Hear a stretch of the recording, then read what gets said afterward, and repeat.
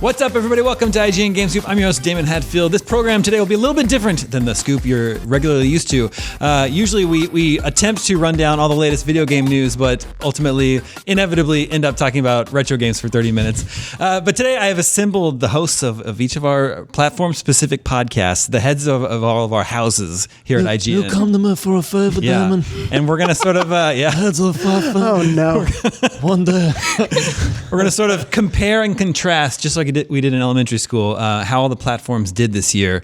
It's not necessarily to sort of determine a winner, although we'll see at the end if there is an obvious choice for who had the best 2019. But without any further ado, I'm joined this week by Jonathan Dornbush, host of Podcast Beyond. Casey DeFreitas from Nintendo Voice Chat. Hello. And Ryan McCaffrey, of course, from Podcast Unlocked. Howdy. And they'll each be sort of representing the specific platforms that they follow so closely. But of course, I want to hear about everyone. I want to hear everyone weigh in on all the other platforms and how we think everybody did this year. The year of our games, 2019. So we're gonna randomly pick who goes first. Okay. I have a random number generator. So let's say, so 1 through 3. Let's say Jonathan. Let's say you'll be number 1. Okay. Casey will be number 2. PS4. Yeah. Yeah, we'll go in sales order. And Ryan, It's fitting. Ryan will be number 3. Okay, I will now generate who will go first, and the lucky winner is 3. We'll start with Xbox. All right. Let's begin with Xbox. The Xbox Let's One. do it. Was 2019 a good year to own an Xbox One? Next question. Oh my gosh! Don't be too hard. See, here's the thing. Obviously, the first-party situation with Xbox is well known at this point. They've bought all these studios. They're trying to fix that, which I think we're going to talk about later with 2020 stuff. But yeah, 2019. So we've published, as of this recording, we've published our nominees for Game of the Year and our various categories. And for Best Xbox Exclusive, there was one nominee and thus a winner. A very, very deserving Gears 5, Yeah. I might add. Gears 5. I think no matter how, if we'd had 17 first-party exclusives, we're not doing third parties in those categories anymore, the exclusive category. So it is exclusives. Gears 5 was a tremendous game. I reviewed it myself, and I love the series, and the Coalition is just. I'm amazed at how they've not only continued to keep Gears being such a great game, but I'd say it's honestly probably the best first-party narrative-driven game Microsoft has, even ahead of Halo, because Halo 5 really dropped the ball, which we've talked about extensively on Unlocked.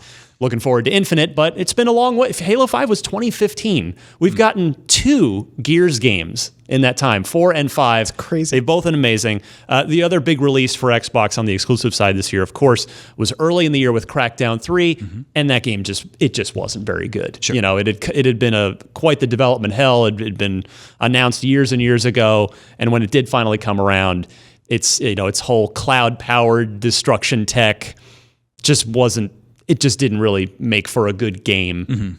So yeah, it's a pretty thin year. That said, the Xbox One X, fairly, I would say objectively, the best place to play third-party games that are enhanced with 4K level additions. I mean, we saw it with the end of the last year with Red Dead Redemption 2, just noticeably better on the Xbox One X than the PS4 Pro. And so, yeah, if you had an Xbox One X and a 4K TV, you had a really good time playing the likes of Control and Resident Evil 2 Remake and all the other great third-party games we got this year. Sure. And even technical performance aside from all those third-party games, the services that the Xbox One X or just the Xbox One family offers now with Game Pass, Ultimate Game Pass is arguably the best deal going in gaming. I think Game Pass is really great. In 5 years, I think we'll look back and go, wait, did this used to be a thing we didn't have with every console? Game Pass is going to be a standard. Yeah, it's industry changing. And especially when they were running that deal earlier this year, which I think they've done since, of like, get your first month for $1. I immediately added Game Pass to my Xbox Live subscription. It's amazing to have so many great games of such a scale. You get so many great undiscovered indie gems and AAA games. Just right at your fingertips. Jonathan, your first taste is free. Just $1. Yeah, and then a little bit more. It's not too bad. All first-party games arrive day one on Game Pass. Is that Correct. Right? So that means yeah. So Gears 5, was there. You did not have to buy it if you were a subscriber. Does that make it hard to judge its success? Yeah, because Microsoft's not giving out definitive metrics. Like, we don't know how many Game Pass subscribers there are. We don't know how many people play each game. So they stopped even announcing hardware sales. A while ago. So it is tough to know. But the fact that we're seeing big third-party games go more and more to the service indicates to me that it's successful enough that it's working. Yeah, we had The Outer Worlds on there on day one, which granted that's sort of a weird situation, which we don't have to get into, where it's kind of a Microsoft game, but kind of not. Yeah. But stuff like Devil May Cry 5 made it on there within like 4 or 5 months after its release. So we're starting to see the third parties really jump on board with it as well. I think Monster Hunter World got on there as well. So there was a lot of reasons to get it. I got it because of The Outer Worlds. Yeah. Yeah, good. And you probably are already feeling like you got your $10 a month worth just from The Outer Worlds, because it's awesome. You talk about how thin the exclusive lineup was this year, but Gears 5, I think it's safe to say it was better than any PlayStation 4 exclusive this year. Of that caliber, there's one PlayStation exclusive that I think is hard to judge against any other game, which is Dreams. Well, okay. But still in early access, right? It's just ending, sort of like sunsetting its early access availability. But yes, of the other first-party lineup in Sony, I'd say probably Gears stands above. So I just want to give credit, that they really did put out an excellent. It's so good. I mean, the campaign's incredible. The story's great. The fact that they've introduced a new generation of characters, like it's totally been like the Force Awakens of the Gears universe, where you bring along the old crew. Hey, here's all the people you love and know and care about, but here's some new people that they're pretty cool too. And it turns out they are pretty cool. And then the multiplayer suite's better than ever with that game. So it's really just a tremendous achievement. And then on the hardware front for Xbox, we got the Xbox One S all digital edition. Yeah. Do we have any sense of like how that is doing, how that was, how it was received? There was a story that it was like the #1 selling console in the UK during Black Friday week, which, okay, I mean, I'm sure there were very aggressive sales on it, but that's a good thing. I mean, the world is going digital. We saw of course, Xbox One famously, when it was unveiled, it was going to be it was going to be basically the Steam for consoles, and the world rejected that proposal outright, and Microsoft, of course, had to walk back a lot of their policies and ideas for Xbox One, and they, of course, never recovered. That story's been told a million times, but we are heading for that future. And so it's if you don't need the Blu-ray drive, if you don't want to, if you want to just do all your games digitally, and you don't want to watch any 4K Blu-ray movies on the console, then sure, why not save yourself a few bucks and grab the digital edition, because it's literally the same thing otherwise. Sure. So we're heading that way, and with 2020 stuff, Microsoft seems like they're gonna keep going with that with Lockhart, Project Lockhart. So we'll get to that. We saw a couple former Xbox exclusives jump over to Nintendo this year with Cuphead and so good. Ori and the Blind Forest. Does that affect? I guess. Do you think that affects the value perception for the Xbox to lose those exclusive games? I don't, particularly when the timing of it was way after the fact. Yeah, Cuphead came out in fall of 2017. So it's been a couple of years. And then Ori came out before that. Yeah, Ori was early 2015, if I remember correctly. So no, I think, and those are games that are so brilliantly suited to the Switch as just handheld games, or even just the general sort of family-friendly Switch audience, platformers. It's great to have those games on Switch, and it's like I think a lot of Xbox fans probably double-dipped and went ahead and picked it up on Switch as well, because why not? Until xCloud really rolls out and lets you play those on the go, the Switch is the best way to do that. Yeah, it seems like Microsoft's stated agenda going forward, like obviously they're going to want people to buy Project Scarlet, but they seem to care less about the platform you are playing their games on, so long as you are playing Microsoft games and Xbox games. Yeah. With xCloud, with the cross-play between PC and Xbox, with all of that. Minecraft continues to get PS4 updates. Yeah, just one announced just had today. the cross-play update for PS4. It's like they're putting their money where their mouth is on that. Gears 5 also on PC. Yes. Halo Reach just came to PC. Yeah, pretty much everything's PC now. Even Halo Infinite, which is never launched on, it's always been the last Xbox exclusive that never comes to anything else, as far at least day and date. Yeah. Infinite's going to be day and date next fall. So yeah, it's PC's part of the ecosystem. Yeah, let's talk about next fall. How is 2020 looking for Xbox? We'll have the next Xbox, Scarlet, Lockhart coming. Yeah, so I actually had to make a list because there were enough. So we just got done sort of lamenting the lack of first party games this year. Now it remains to be seen how many of these games will be good. But listen to this. This is how many first party games are almost certainly going to come out. I mean, maybe will some of these get delayed?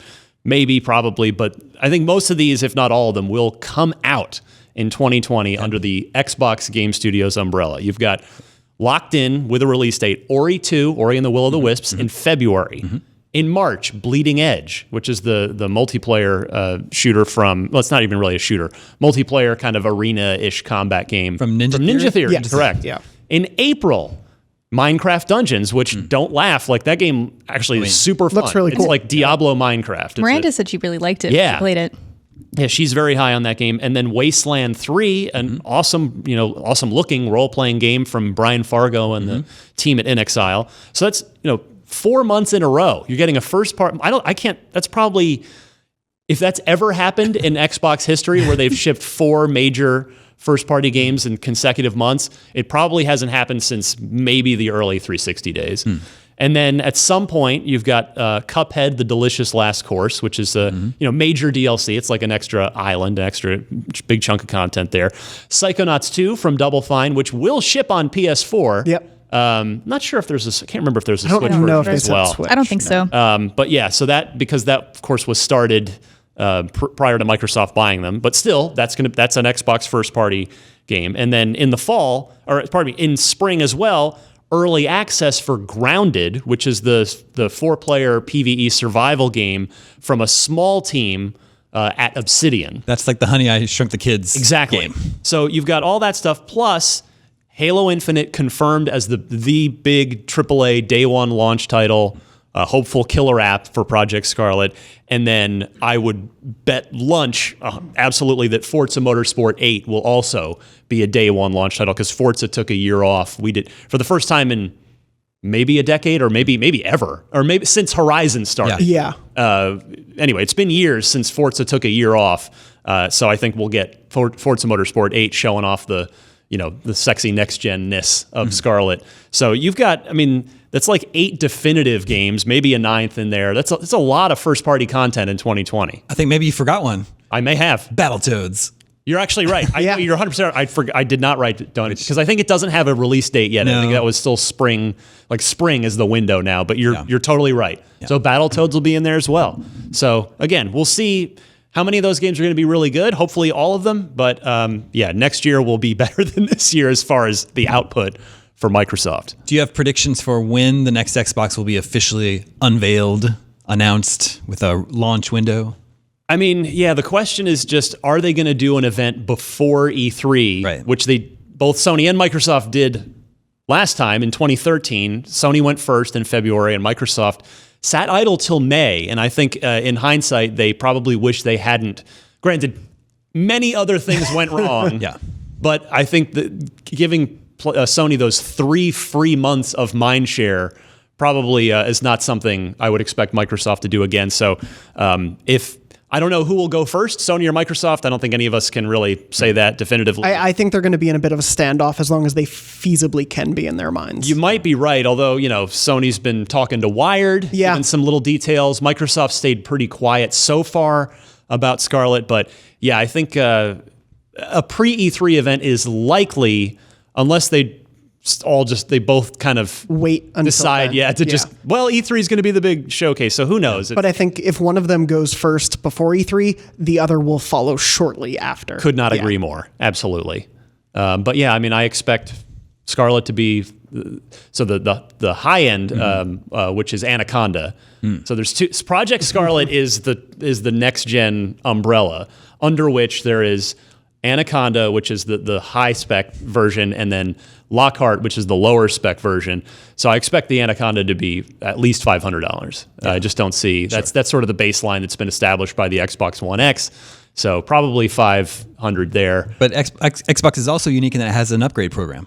Yeah, That if you bought an Xbox One X this holiday season, you're sort of the monthly thing. You got to. If there's a credit check involved, you have to show you've got good credit. But it's like if you do, it's a great way to take the sting out of spending with tax a good $550, and that's before you even get a single game. So Microsoft's doing all the right things. They continue with backwards compatibility, and I should mention the Elite Series 2 controller, which I have at my desk, is great.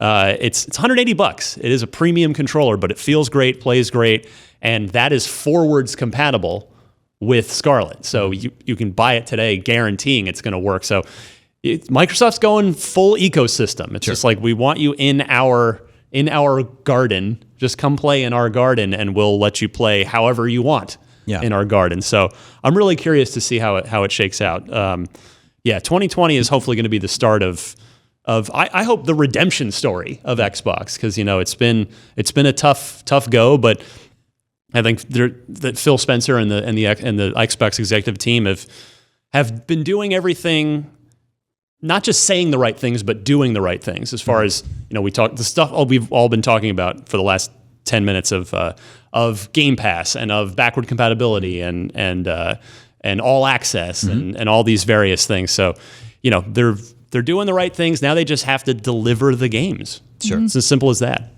As simple and complex. Okay, let's move on to our next platform.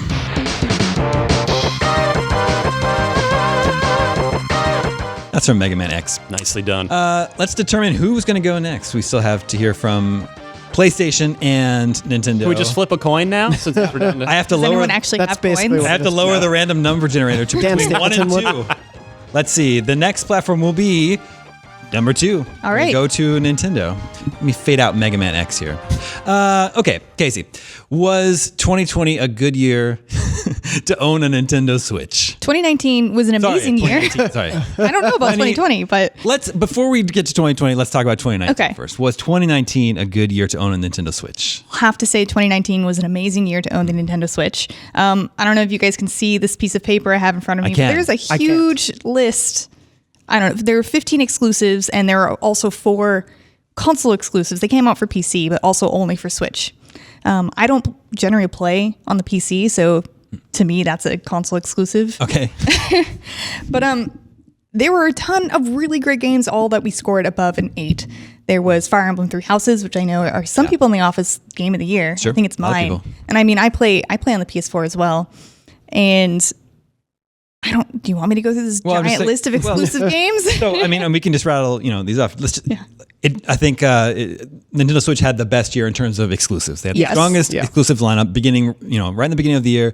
New Super Mario Bros. U Deluxe. Then they got Tetris 99, which is a Yeah. really cool surprise. Nothing like that on other platforms. Yoshi's Crafted World, Cadence of Hyrule, Mario Maker 2, Marvel Ultimate Alliance 3, Astral Chain, Fire Emblem, Link's Awakening, Luigi's Mansion 3, and Pokemon. And Ring Fit Adventure. And Yes. also Ring Fit Adventure, not to... We It's like so that. good. Yeah, Yeah. it's a great It's a game. lot of I really fun. like that game. Yeah. We also got SteamWorld Quest, My Friend Pedro, Katana Zero, and Ape Out, which were also on the PC. Oh, and Untitled Goose Game. Yes. Yep. So if you only play on consoles, the console Switch would exclusive. be the way to play those games. Yeah. Honestly, there were so many games that came out on the Switch that I could not even play them all. Like Luigi's Mansion 3, I haven't played yet. I know Ryan Oh, it's so good. was Yeah. was able to review I will play it. co-op with you when you're ready to go. It's so I'm- much fun. I'm looking forward to playing it over the Christmas break because we'll have plenty of time then. And I know you also enjoyed Ring Fit Adventure. I know we talk about it a lot, even though it sounds like such a small, silly little thing to get excited about. But I think it's a really good experience. And we also got some more NES games and SNES games for the Nintendo Switch Online service and expanded it even more. We also got a new Switch model with extra battery life and the Nintendo Switch Lite that also expanded its battery life. It was a great game. It was a great year to own a Switch. You also got Divinity Original Sin 2 Definitive Edition. If you Amazing haven't been able that to play the game that is yet. on the Switch. Yeah, it's crazy. And The Witcher 3. Just a lot of games that are. It's just the part of the bring everything to Switch initiative, right? And it's working. Pets. Yeah. So you've got this great lineup of exclusives and then a growing library of smaller indie games. It's almost like a portable Steam machine now in some ways. But what about that third-party support of like other like AAA games that you also see on PlayStation and Xbox? We got Mortal Kombat 11 this year. Like you mentioned, we got Witcher 3. Let's see what else. Wolfenstein Youngblood came to the Switch this year. Capcom is putting out seemingly its entire back catalog of games onto the Switch. But as we go, like in a game like Witcher 3, it's cool that it's on Switch, but there's it's not the same experience. It's I think not the best way to play those games. It's cool that it's there. But it's the only way to play it portably. The only way to play it portably, but not the overall best way. And that's kind of seems to be like the through line of all these third-party ports. And as time goes on, it's going to be even harder and harder to get those ports to the Switch, right? It happened even with a game that I didn't expect it to. Bloodstained was something I was very much looking forward to playing on the Switch. And it just, watching you play it on the PS4 in the office just blew my mind. She's looking at me. Yeah. Daemon, sorry. After playing it on the Switch and then coming into the office and seeing Daemon play Bloodstained. So you played on the Switch first, and that was like your baseline? Yeah, and when I played it, I was like, oh, this is fine. And then I came in and saw the PS4 version, and I didn't want to play it on my Switch anymore because it looked that much better. And unfortunately, I think that is the case for a lot of these third-party ports where it just doesn't look or run as well on the Switch as others. Alien Isolation, oddly, that's just out. Runs looks better. Really good on the Switch. It looks better, apparently. There was a Digital Foundry report, I think. Yeah. And the YouTube, the title of the video is something like Nintendo Switch version looks better than PS4, which doesn't happen. Yeah. But it did for that game. Yeah, that seems odd. We did get one really big third-party exclusive that I did not expect, which was Marvel Ultimate Alliance 3, The Black Order. Awesome exclusive to have, but it's really suited for the Nintendo Switch because, again, it is family-oriented and multiplayer co-op. Yeah, this year, this is a thing that I keep telling Lucy O'Brien I'm going to write as an op-ed, but I thought this year Nintendo was so quietly great at being an amazing co-op publisher and developer because so many of their exclusives, whether it was New Super Mario Bros. U Deluxe or Yoshi's Crafted World, or even they added a major update to Captain Toad Treasure Tracker as free DLC, plus Marvel Ultimate Alliance and Luigi's Mansion. All of it's co-op, and that's amazing to just have in some of the biggest games of the year. Yeah. So with an exclusive lineup this strong and a constant flood of great indie games always pumping in, would you agree that the third-party support is less important for the Switch, for third-party AAA support? Yes. I assume most people who get the Nintendo console are getting a Nintendo console for the Nintendo-published games, like Zelda and your Marios and Yoshis, and we have plenty of that, and it was an especially strong year if you liked like Japanese RPGs with like Pokemon and Fire Emblem.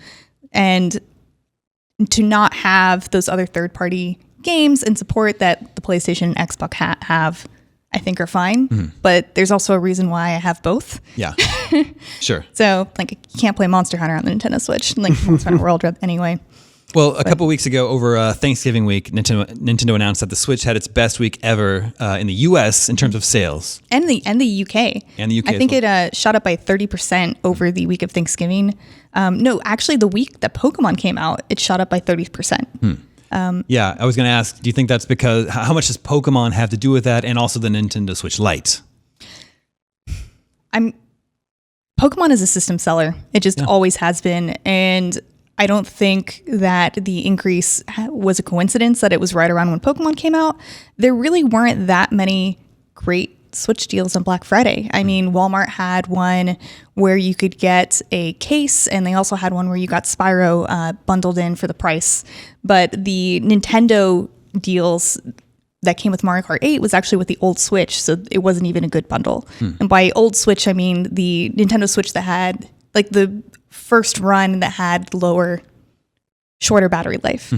I'm going to say a lot of that is Pokemon and maybe the Switch Lite, but the thing is, the Switch Lite, the regular sales, not including the Switch Lite, is what we shot up by 30% when Pokemon came out. Okay. There are a lot of factors, so it's impossible to really say, but... Now, so obviously a really great lineup of games to play on your Switch. In terms of services, though, as is typically the case with Nintendo, I think they're lagging pretty far behind their competitors. Yeah. Right. I opened up the Nintendo Switch Online app for the first time this year. And I was really surprised to see that there's literally nothing on that app. You can't do anything. You can't add your friends. You can't see who's playing. It's literally just companion apps for like Smash and Splatoon. I forgot it existed. Yeah, until no. you just said it. Yeah, I spent $20 to renew it, and I'm not sure Yeah. why. Well, yeah. I just let it auto renew. I know. Yeah. It's Oh, sorry. I was just going to say there was a great deal from Twitch Prime earlier this year where basically if you linked your accounts, you could get a free year. Yeah. yeah. I did that as well. Yeah. And before that, I just had a family plan where I shared it with, I am on a family plan with a bunch of people who are my friends, who I consider my family. But I mean, it does allow you to go online with, for example, Smash Bros. And for Pokemon, you needed to play ranked battles and to also play with other people online for max raid battles, which is important if you don't have people sitting right next to you to play co-op with. And of course, a lot of people don't need that extra connectivity. But I mean, someone like me, like I really like doing surprise trades and I really like doing ranked battles and being able to do tournaments with my friends on the other side of the country. So that online support is important to me. And it is significantly less expensive than That's true. Xbox Live and, That is true. and PS Online. So, and it comes with all the SNES and NES There games. is that, which is cool. They added the SNES games this year, but then that also ended the monthly updates of new games. We are getting more on December 12th. We are getting a few more Super Nintendo games. A couple more, like Yeah. Star Fox 2. Hey. The best Star Fox. No, I'm kidding. Well, that's at least a very unique oddity Yeah. in Nintendo's history. Exactly. But Nintendo's sitting on just the greatest back catalog of games in the world, and they're still being very, very slow to dole out new games to their online catalog. They do, the online versions of these SNES and NES games do have the benefit of having a few extra functions, like the rewind function, which lets you just pick up from, like if you die or mess up, you can just pick up back from where you left off. And I know Legend of Zelda has a special edition, which starts you off with a bunch of items. So a lot of these games aren't just direct ports. There are some extra things here and there that are considered an upgrade. Yeah, that's true. And then I think the Nintendo Switch eShop, I think everyone agrees, is in dire need of some modernization. So Yeah. it's just the bare bones online store it's hard to discover anything worthwhile. There's like shovelware that's discounted to 99 cents. That's always at the top of the bestsellers charts. It's like nobody wants to see. There was an amazing story of how devs have figured out how to game the eShop by doing that, by putting their game down to like 11 cents. Yeah, because right. once you are out of the initial page of new releases, unless you are a like major game Nintendo's keeping an eye on, you're never seen again. Yeah. I usually sort, if I'm looking for something new to play, I sort by demos, download the demos, and then see if I like any of those. So that also if a game doesn't have a demo, it's very unlikely I will see it unless, like Jonathan said, I just happen to look at the eShop for new releases that week. Yeah. Or if I'm constantly looking at games coming out this week for NVC. But if I wasn't doing that, I would have no idea what was coming out. And we still sometimes miss releases just because there are so many indie games coming out. Sometimes it's difficult to know what is worth looking at or not. And luckily, like, we have Tom Marks on the show who just has played everything that's ever been on Steam. So he can direct us in a good way. Yeah. But without that, it would be difficult finding anything worthwhile. All right, so the Switch had an incredible lineup of exclusives in 2019. It's the only way to play a lot of third-party games portably. It's almost 3 years old now. The system is almost 3 years old now. I think any doubts about it or any presumptions about it being a fad are far in the rearview mirror. But how does 2020 look for Nintendo as the other two platforms are starting to launch a next generation of their systems? What does that mean for Nintendo and the Switch? Man, Nintendo is always behind when it comes to console generations, since the Wii U, really. And it's going to become more and more difficult to get other third-party games that are coming to PlayStation and Xbox on the Nintendo. And I'm already kind of worried about, I always mix these up, and I'm so sorry, but Outer Worlds and Outer Wilds. The one coming to Switch is Outer Worlds. Yes. Yes. Yes. Yeah. The Outer Obsidian Worlds. RPG. Yes. Okay. Yeah. Outer Worlds. We have a Discord channel for our wikis freelancers. It's like Outer Worlds, not Outer Wilds. People don't make that mistake. Yeah. But I'm afraid of what that's going to look like next year. I mean, I'm excited that it's coming because so many people are loving it. But I don't think it'll be the best place to play it. And I just hope that Nintendo keeps coming out with first party and Nintendo published games that are made for the Switch. And that's really the only thing we can hope for. But 2020 isn't looking nearly as stacked as 2018. I mean, we're getting Tokyo. 18 or 19. Doesn't look nearly as good as 2019. 2020 does not look as good as 2019. Years. But Tokyo Mirage Sessions, FE Encore is coming, but that's a Wii U port, yeah. And it's the English edition, so it's censored. It's what I know a lot of Japanese players are upset about. We're also getting another remastered edition of Final Fantasy Crystal Chronicles. Animal Crossing New Horizons. That's a big one. Is a big one. Yeah. But other than Animal Crossing New Horizons, we might be getting No More Heroes 3. We might be getting Bayonetta 3. We might be getting Breath of the Wild 2. And then that's kind of it. There's also Metroid Prime 4. But there's no way that's coming out next year. That's what I wanted to ask. That's what I wanted to ask. They rebooted development earlier this year. So I don't know. I guess it's something that we've talked about on NBC quite a bit, but there are no hopes in that room that Metroid Prime 4 is coming out in 2020. Gotcha. And it would be awesome if we were wrong. Sure. And it did. Yeah, sure. But I just don't see it coming out next year. I think Breath of the Wild 2, or whatever that sequel's called, I think there's a good chance. Because that'll be, like we said, that'll be 3 years old. They've already got their engine. Yeah. I could see that being... Oh, no, you're right. Spring 2020 3 and a half years. Yeah. 3.5. So by you're the fall. totally right. 2017. Yeah. Yeah, so I could see that being the big fall release. But they were working on the Champions DLC after that, the release of Breath of the Wild. My bet right now for Breath of the Wild 2 is 2021. Yeah, so then we also might get a third version of Pokemon Sword and Shield. Yeah. Which is generally how it goes. But that's we true. didn't get a third version of X and Y, though people can argue that Omega Ruby and Alpha Sapphire were that. But that was a remake. I mean, it's not the same thing exactly. But man, I don't know. We are also probably getting Gods and Monsters, but that's not an exclusive. That's the Ubisoft game? Yes. Yeah. Announced at E3. I would really like Mario and Rabbids 2. Yes. Yeah. Would be nice. I can't wait. And I would also, don't at me, I would also like a remake of Super Mario Sunshine. Yeah. I think a Yeah, lot of I would people love would that. like I that. would love that, Yeah. please. Yeah. Well, I mean, we're all waiting for the constantly rumored Metroid Prime trilogy. That would be a great thing to add, especially while we're waiting for MP4. And then my beloved Pikmin have disappeared from the face of the planet, and I miss them so much. Miyamoto hath forsaken you. Free them. Free the Pikmin. I did forget one more Switch exclusive, I think is a Switch exclusive, but Rune Factory 5. Rune Factory was like a Harvest Moon dungeon crawler game that was out for the 3DS, or actually the regular DS is when it first came out, but they came out with a remastered edition of 4 last year. And that was a series I really liked. It was super anime, but it was also right up my alley. Sure. I've been wanting a Mario Galaxy HD bundle Yeah. for a long good. time. Oh, Just put them both please. together in one package. I'd be all about that. Yeah, for sure. There are just so many things that Nintendo could re-release on Switch, which would give it new legs and new life and a whole new audience to play. Yeah. There were so many people who missed the Wii U entirely. Yep. Yeah. Wind Waker HD, Twilight Princess HD. I mean, I Pikmin 3. skipped it voluntarily. It just Yeah. never and I know that there were good games on it. 3D so, World is such a Yeah, good I Mario. would love to Yeah, have it is, those it on is. Switch on a system I do care about. Also, smaller games, the NES Remix games. Yes, those are great. Those are really, really cool. Yeah. Is there any reason to hope for upgraded hardware from Nintendo in 2020? A more powerful version of the Switch. I would like one. I don't know if that means we're going to get one. I know Nintendo has repeatedly said they are not working on a Switch Pro.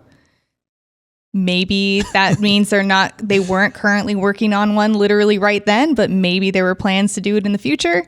But I would hope that they put out a stronger version of the Switch sometime in the fall next year to try and keep up with the next rendition of the PlayStation and Xbox, but Nintendo has also never done that except with the 3DS.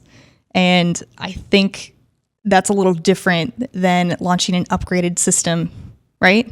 Yeah, I think so. So, I mean, the Nintendo has clearly seen that people like to play in handheld mode because, of course, the Switch Lite can't be docked.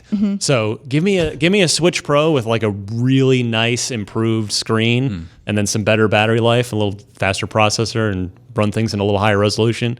I would happily give them more money. Same. yeah. I know some game devs who are making games specifically for the Switch have to worry about battery life. And so hold back on graphics and other things like that, specifically so it doesn't kill the Switch battery. And it would be cool if they didn't have to do that as much. Yeah. Sure. Yeah, for sure. And we should point out that we're actually recording this before the Nintendo Direct this week. Yes. That's coming tomorrow. We're recording this on Monday. So When is this coming out? as soon as I can get it done. I don't know. Okay. Maybe tomorrow sometime. And before the Game Awards, where they've often Also yeah. before the games. Game Awards. Yeah. Were. So if there's anything from those presentations that we didn't talk about here, that's why. All right, that brings us to our final platform to discuss for 2019. But out of fairness, roll the dice. I think Let's we see what still have happens. to. Yeah. Number Xbox generator. didn't get a Mega Man song. What the hell? Xbox is always getting shortchanged. You got the theme song. Shortchanged by the media. random.org brought us the number one. Damn it. Okay. And that means you're up, Jonathan. PlayStation 4. Yes. The clear leader in sales for this Over generation. 100 million units sold this year. Not in this year. No, not in this year, but in crossed- total. You Yes. crossed the 100 million mark this year. Outsold the Wii, I think now. Or It got It's a close, I Guinness think, yeah. Book of World Record. Yeah, well, the PlayStation entire console family, so like all generations of PlayStation, have cumulatively sold the most of any brand. And Did you notice that was conveniently tied to the PR beat of the 25th anniversary Yeah. of PlayStation? Yeah. How, what a coincidence. I know, it's wild, right? I think the PlayStation 4 is now officially the second best-selling home console after the PlayStation 2. Yeah. Which will be really tough to catch up to. So the question is, was 2019 a good year to own a PlayStation 4? I would say it was a good, interesting year. I don't think it was the year we Hard wanted. to top 2018. Yeah, Yeah. 2018 delivered two of the best games on the PS4 exclusive wise, and just in general with Spider-Man and God of War. And it's very, very hard to top those two games in any way, regardless of where the games are coming from. I think Sony's first-party output and exclusive output this year in 2019 was eclectic, to say the least, and not everything worked or connected, especially with us here at IGN. I know some things connected more with the audiences at home, Sure. but I would say a lot of the smaller things they tried, or the more unique things they tried, were really interesting, and I wish had gotten a little more spotlight than they did. Well, let's talk about those exclusives. Yeah. We got Death Stranding earlier in the year. Yeah. I think that was, we weren't crazy about it, but definitely I think there's it has its fans. Yeah, I'm a fan has of its it. defenders, yeah. I've played 55 hours so far. Wow. Okay, there you go. I'm still enjoying it.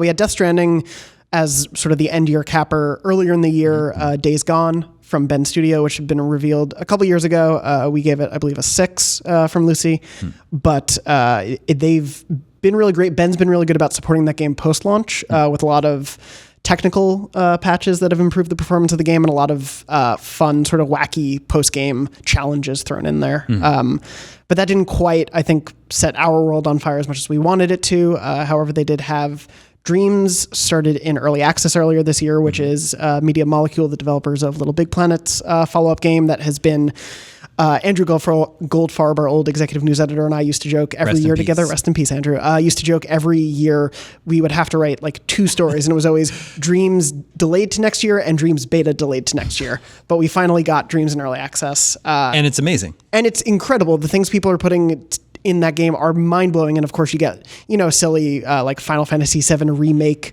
remakes before the remake is even out that are impressive. But then you also get people making giant kaiju games and crazy trivia games and wacky short stories and videos and everything. It's incredible what people are putting together with that. We also had MLB The Show, which continued to be great. I know this year's was really well respected and received. I'm not a baseballman myself, but I know people loved it out Ryan there. can vouch for it. I think. Absolutely. Yeah. Yeah. That studio, San Diego, is just every year quietly makes a better and better baseball game. They did a great job this year. Yeah. And then a small one that's very close to my heart, Concrete Genie, which I thought was beautifully artistic, ambitious for its size. It was made by the smallest, I think, first-party Sony team, Pixel Opus. It's only like 16 or so people, very small team, but very cool project. And then we had a couple interesting PSVR games like Blood and Truth, which is basically puts you in the middle of a Mission Impossible movie. And it's a really fun, crazy, wacky action experience.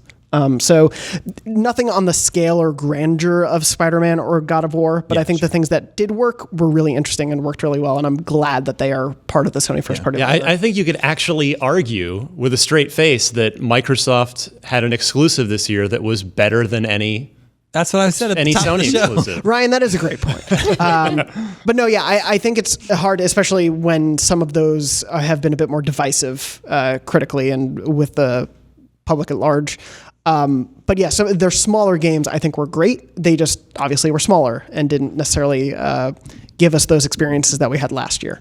And then the PS4's third-party lineup, I think, had parity with the Xbox lineup this year, right? There's no big third-party exclusives. Were there any kind of big Neo 2s or other third-party Not exclusives? that's coming to mind right now. I might be forgetting one or two, but yeah, it was pretty much parity, I think, this year. Control, RE2 Remake, The Outer Worlds. Sekiro, DMC5. Yeah, pretty much all of them were. We'll get things like the Call of Duty Modern Warfare DLC will come first to PlayStation, things like that. But on the whole PlayStation stuff, outside of some PSVR titles, obviously, there's nothing really that differentiated the third-party lineup from Xbox this year. And then I think in terms of services, Sony made PlayStation Now really appealing. They made PlayStation Now more appealing and PlayStation Plus worse. Yeah, I would agree with that. It's a kind of weird year for Sony on services and just at a corporate level and how things are changing. We did get big interface changes. I think at the end of last year, they started talking about name changes, crossplay finally becoming a thing across PlayStation and Xbox. Those sorts of services started to finally come into the ecosystem of PlayStation. But this year, PlayStation Now, which is essentially their attempt at a streaming service, which has been around for a few years, it got a major price cut. So I think each month is now only $9.99 a month. Yeah. And you get a huge library of PS4, PS3, and PS2 games. PS4 games and some PS4 and some PS2 games are now downloadable, so you can play offline. You don't have to be online streaming. And they're adding rotating major exclusives to that library. So God of War is currently available as a PlayStation Now title, so you can subscribe to PlayStation Now for a month, play God of War for $10, and then dip if you want to get out of that service. But they'll rotate games in and out of that. Big games like Uncharted and Persona 5 and stuff like that. But conversely, PlayStation Plus got worse, where... Why do you say that? Well, so in the beginning of this year, I think it was March, they had announced this a year ago, so we were all prepared, but then it finally hit. The PlayStation Plus free game monthly lineup dwindled from 6 to 2 games. Mm-hmm. So it used to be normally every month 2 PS4 games, 2 PS3 games, and 2 Vita games. And now it is just 2 PS4 games with occasional things thrown in there.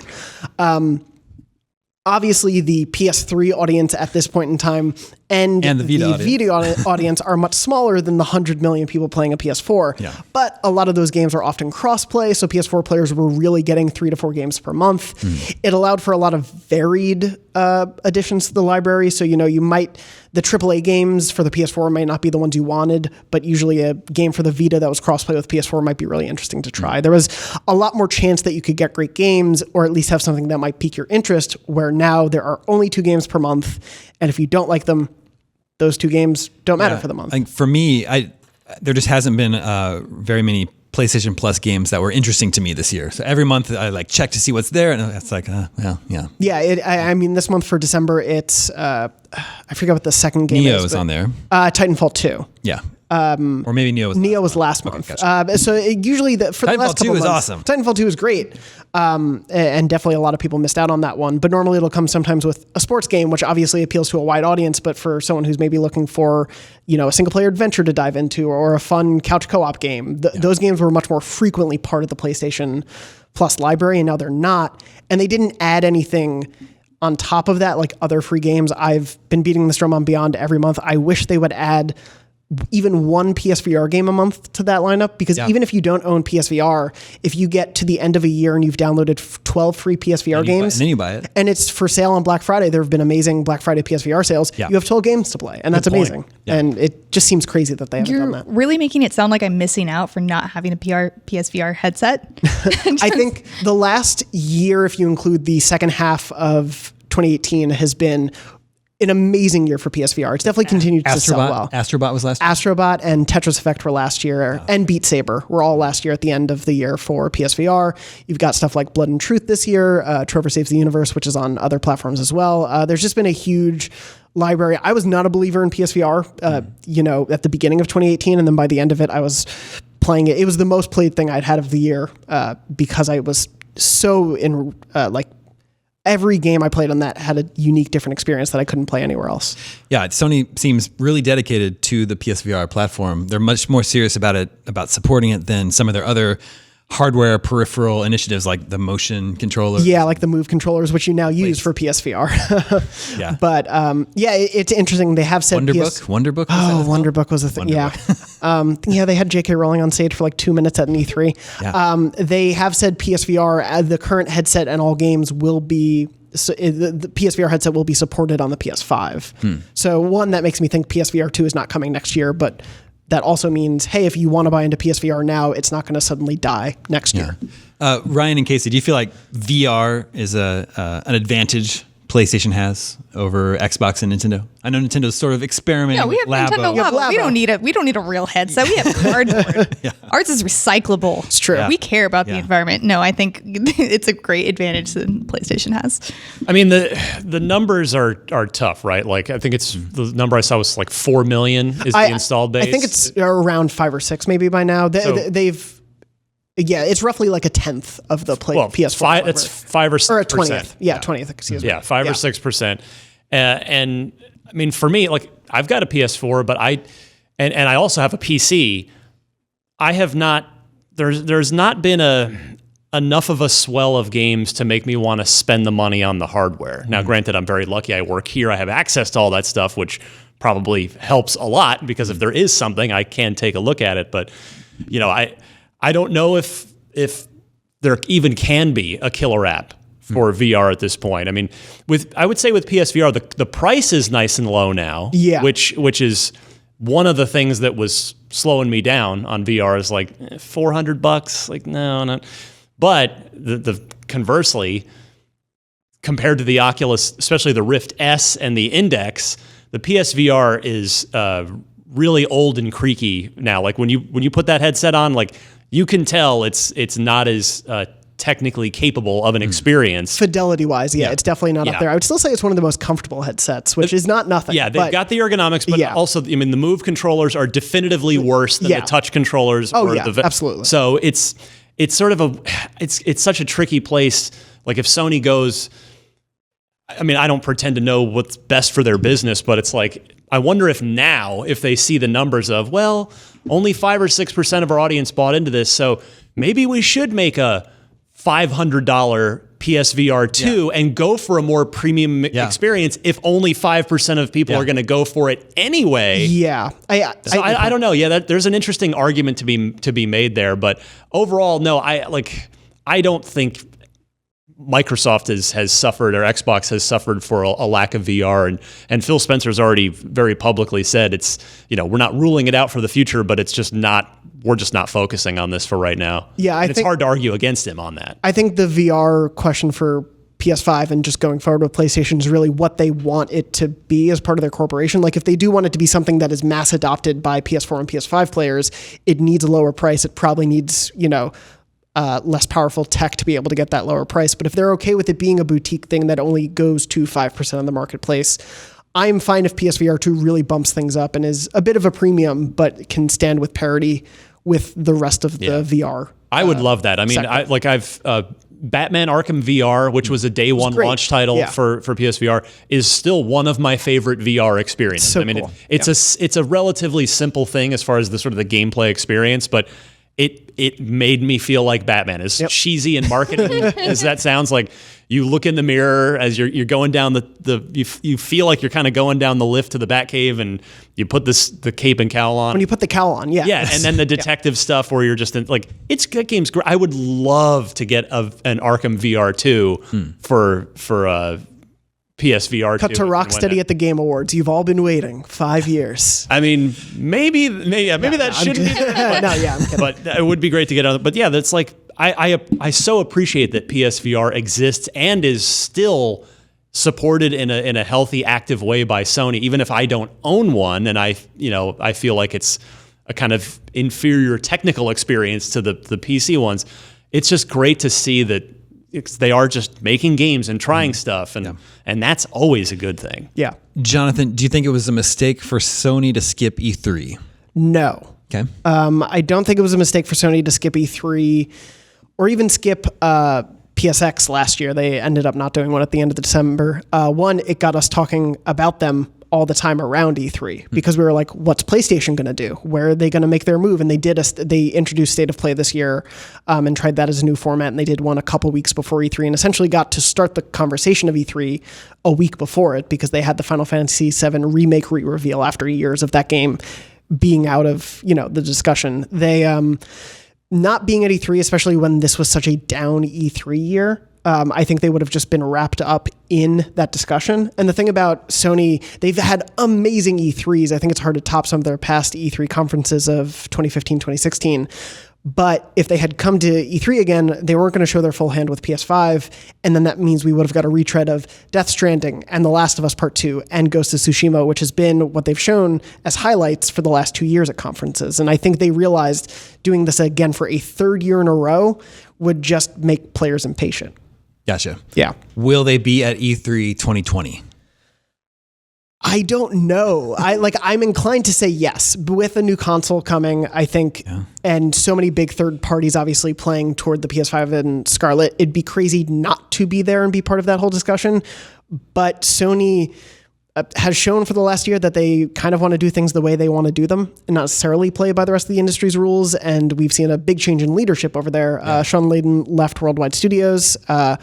And Herman Hulst, who was previously the director at Guerrilla Games, who made Horizon, is now the head of Worldwide Studios, with Shuhei Yoshida stepping into a new role focused on independent games and getting them to come to PlayStation more. So we're seeing a change in the organization there. Obviously, Jim Ryan is still there at the top, so he may be calling the shots on what they want to do with that. But I wouldn't be shocked if Sony wants to stick to the beat of their own drum and do their own shows throughout the year. We talked earlier about how it was always going to be hard to top 2018. Yes. But maybe 2020 could? It's possible. You've got Last of Us Part 2. You've got Last of Us Part 2, which unfortunately got a bit of a delay, but that's expected with Naughty Dog because they will not rush a game. They will delay a game no matter what. And I got to play 2.5 hours or so of it and was thrilled by it, as The Last of Us is one of my favorite games of all time. So obviously that comes with a lot of expectations, but it's super exciting. And then we're also getting Ghost of Tsushima on the first party front, which we hope so. We hope. That's my guess. To be fair, it doesn't have a 2020 release date. It has no release date at all. It's still been said it's coming to PS4, so common sense would suggest it's coming. I still think it's a PS5 day one launch title, and there will also be a PS4 version of it. But I think it's going to be pushed as a PS5 day one launch title. Yeah. It's we really haven't seen much of that game beyond 2018's E3 and when it premiered at, I think, Paris Games Week 2017. We've seen very little of that game, and it's Sucker Punch's first full major game since Infamous Second Son and First Light, the DLC for that. So it's been several years since a really great first-party studio has shown anything. And I know there are a lot of people who are hugely anticipating it in the PlayStation crowd here in the office, but it is a huge question mark of when are we going to see more of that game? Yeah. Well, we are, like Ryan just mentioned, we also are getting the PlayStation 5. Yes, we're getting the holiday PS5. And if I may, this is not nearly a PS5, but I do want to shout it out because it looked really cool when I saw it at PAX. Predator Hunting Grounds, which was shown in the State of Play. It's being made by the Friday the 13th devs. As far as we know, it's a PS4 exclusive, at least at first. And basically it's a 4v1 asymmetrical multiplayer game where you're playing as the Predator versus 4 human soldiers. And it's essentially the humans are racing to a certain target and the Predator's trying to kill them.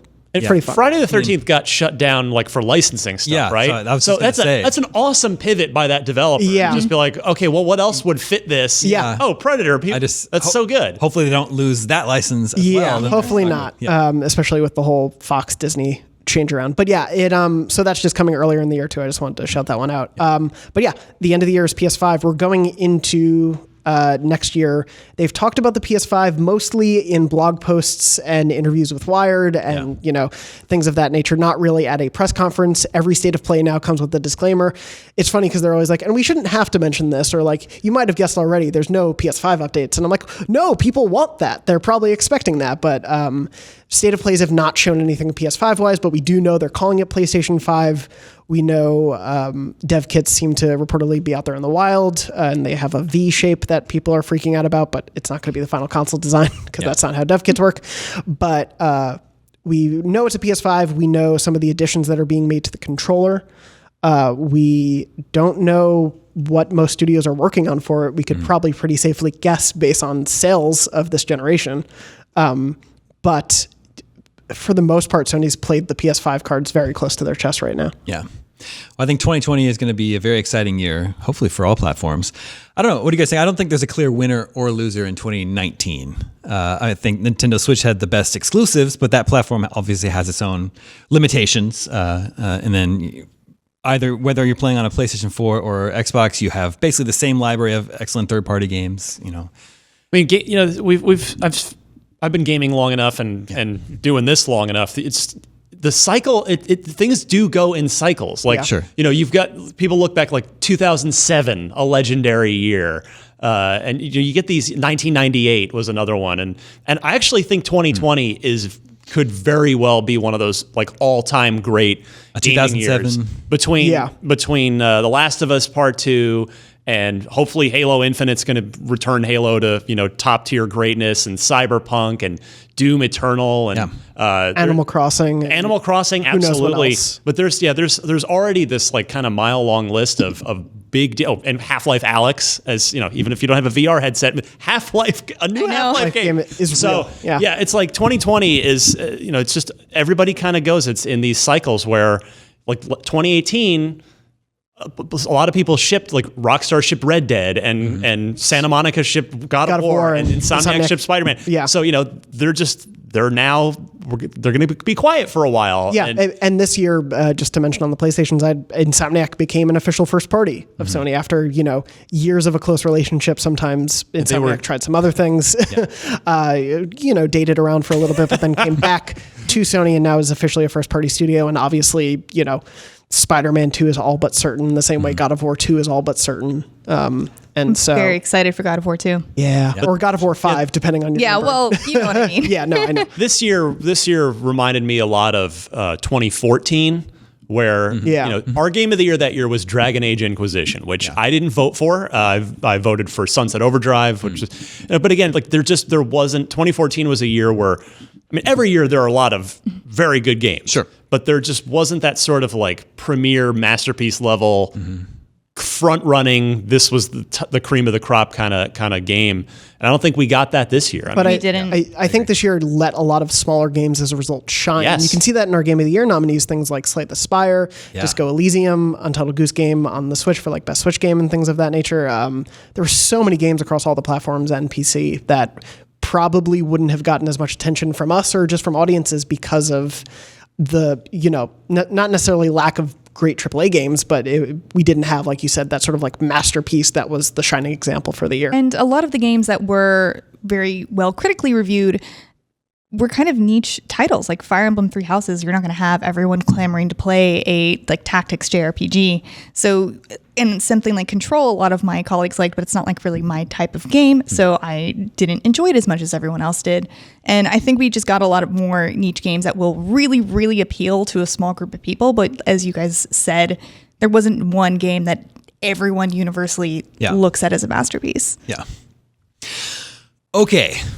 Before we go, if you guys are game, I think we'll play around a video game 20 questions. Oh, here we go. When we did this last year, I was trying to take this format a little more seriously than we normally do, and we didn't play it. And then all the listeners were like, "Man, I wanted to hear this different group of people play." So we'll play video game 20 questions this year, which brings us to video game 20 questions. Suggestion this week comes from Mark in Stourbridge, UK. And he has a little note here before we start. He says, I love the show. Haven't missed an episode since 2015. It's time for my annual Video Game 20 Questions suggestion. Last year, I stumped the panel with my first suggestion, Life is Strange. Ooh. Okay. And now he's back again. All right. Life is No, Strange he's too. going to stump us even more by going with something totally out of that genre. So he's British, and last year he chose a European developed game. So I'm already I'm onto your games. Which rare game should we So with that, let the questioning begin. Casey, do you want to get us started with? You go for it. All right, so let's start. Was this game released after the year 2000? Yes. Was this game released after the year 2010? Yes. Okay. Is it a European developed game? I think so. I think so. All right. All right. Pretty sure. Okay, so let's see. Is this game exclusive to any platform? No. Okay. So that'll rule out a lot of Nintendo games. Yeah. But possibly European developed. I think so. Is this game 3D? It has objects rendered in 3D, but you only move on a 2D plane. Okay, well, all right, we are narrowing Okay, it. hold on. Okay, so That's 5. like already I'm thinking like Inside because they're a European developer. True. Recency bias, Platonix, Ukulele, and the Apostle That's, Lair. I mean, yeah, we're kind of opening the whole world. Yeah. Like, European 2D side scrollers with 3D Yeah. elements. Do you want to ask if it's a platformer or is that? do it. Yeah, is it a platformer? There is platforming. I'm not sure if that's like the Okay, so not if you- ukulele. the one genre Okay. box you put it in, but Okay. you do platforming. Inside's a. Probably kills Inside too. I mean, you do some. I would consider that a climbing and- platform. A 2D. Nobody's saying it's not like purely a platformer because Yeah. I mean, Yeah. it's sort of a physics puzzle platformer. Yeah. Uh, Well, if you want to rule out Inside, you can ask about the color scheme or. Let's see. Do you play as a human being for the duration of this video game? Yes. Okay. Okay. So, all right. So that rules out like Ukulele. Yes. And also Inside, by the way. Because, Yeah. it could be Limbo, though. Yeah. Wait, still when did? Oh yeah, it did come out after 2010. Yes. 2011, I think. Yeah. Yeah, I believe so. I'm going to take a stab in the dark at that one. Is this game in black and white? No. Okay. Okay. It was just on our mind, so I had to know. Yeah, why not? Get rid of Yeah. it. Okay, so where else? Possibly European. Well, what did he said? He said you move in 2D, but the there are like 3D rendered elements. okay. How about can you customize your character? I don't think so.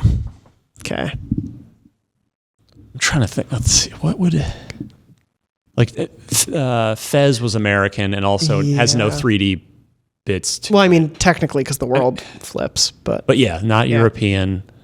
3D rendered. Can we phone a friend and ask Borba? We're not allowed. and you play as a human. Yes. So it's Yeah. like rare stuff is out. Yeah. There's no animal. You don't play as an animal. And it's not. There's no exclusives. Should we try to narrow it down by? It is multi-platform, but should we try to narrow between Maybe generation. generation as well? Yeah. Was this released first during the PS3, Xbox 360, Wii U era? I don't never know where the Yeah. Wii U fall. Like Yeah. it's very nebulous. The answer is no. Okay. Not that generation. And Okay, that's so- 10. Okay. So that basically means it has to be very recent. Yes. Like meaning this generation. yeah, I would assume. Okay, so God, see now I'm freezing up on I'm drawing a blank. like, kind of platformy 2D. Did we go in the wrong direction? Did we ask if it was a side scroller? Because Just that it was 2D. But yeah, Mark of the Ninja just came to mind, but that's entirely no, there's color in that game. no, but it's entirely 2D. It's like all hand drawn. Yeah, And I think yeah. Clay's American. Yeah, I think They're not European. Was this game critically well received? Yes. Okay. I would imagine the bulk of 20 questions games probably are otherwise. Sometimes not. Trying to think of anything Switch wise. Anything from Devolver. Oh man. do you know the answer, Borba? Producer. Producer John Borba. Our producer in the zeroing room in. thinks he has an idea. Okay. They're tell us. they're struggling, so if you want to Yeah, shout it's- out. Yeah, if you want to give us a suggestion. I'm hurting right now. Is looking at your phone cheating? He's not on mic. It's fine. Okay. Our producer is see. going to suggest a question. We got to get some. So questions it's got to Yeah. be a console game of some it's kind. multi-platform, yeah. Especially it's like platformers are never like PC Yeah. based really. Did this come to the Nintendo Switch? Yes. Okay. That narrows it down to like hundreds. Yeah, but no, it's good to know. Okay. Who developed My Friend Pedro? That Because there are 3D elements in there, but it's 2D. And it's not necessarily a platformer. That could be, yeah, you might have something there. what would be a specific question that would definitely call that out, but still be banana. worthwhile? Well, yeah, like are they bananas? Yeah. No, I'm not. It's like, that's where my mind went to. I mean, do you mind if I ask another? Go for it. Oh. Does your character primarily use guns in this game? Are guns a weapon in this game? Yes. Okay, getting It's not wrong. Yeah. Shadow Complex comes to mind, but it doesn't fit the timeline. Yeah. That's too old. So Okay. Just gonna ask it. just go for it. Is there a talking banana in this game? Yes. Okay. Yes. You got it. Is this game My Friend Pedro? It is. Nice Yeah. done. Yeah. You get to hear the all stage clear music. That's Streets of Rage 2. Yeah, My Friend Pedro. I think the developers are British. At least I remember them having a British accent when they were on our E3 show. So I was like, yeah. Does everything check Well out? done. Yeah. Nice job.